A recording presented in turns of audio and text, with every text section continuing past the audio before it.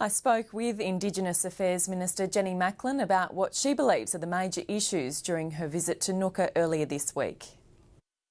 Well, there are many different issues, but if there's one overriding issue, and you would have heard it here at Nooka today again, it really is education, particularly coming from the more senior leaders in communities, from the grandparents and traditional owners, really emphasising how much they want their children to get a good education. Education seems to be a bit of a failing during the intervention. There's even less children going to school now than there were 4 years ago. It really was never part of the intervention, and what this demonstrates is that when you go out and talk with people, they really want this to be the focus of a stronger way forward. So that message is coming through loud and clear to me. In Maningrida, there was outrage and strong discontent over the intervention and the way it was rolled out.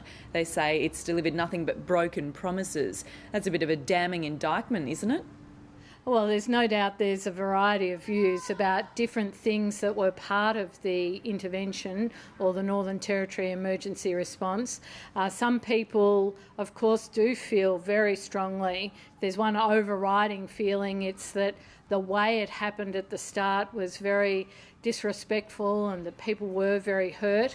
And that's why we are wanting to really address the way we do things so that we listen to people, talk with people about their priorities. On the issue of outstations, the Northern Territory government is now calling on the Commonwealth to fund outstations beyond next year when the Commonwealth funding ceases to exist.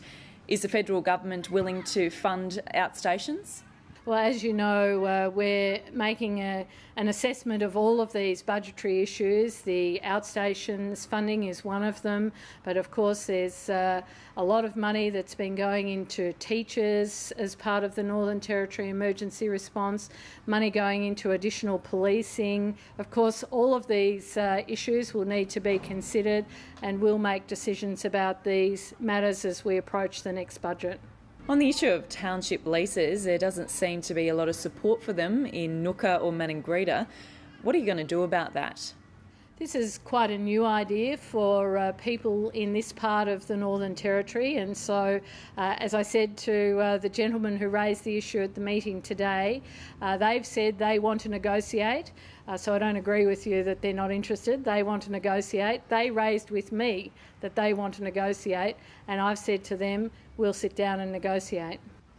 Well, Reggie yesterday was adamant that he will not sign up. That's right. That was the view in his view in Maningrida.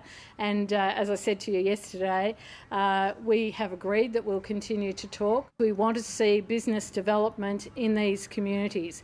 Just today we've been in Groote Island, and of course they have signed township leases. They signed them with me a few years ago.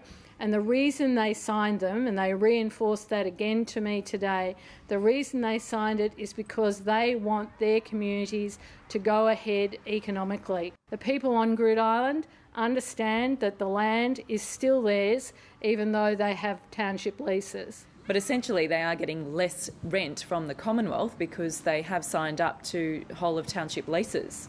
Not necessarily. That's why we'll be having negotiations. So the amounts of money that will be determined will be a matter for negotiation.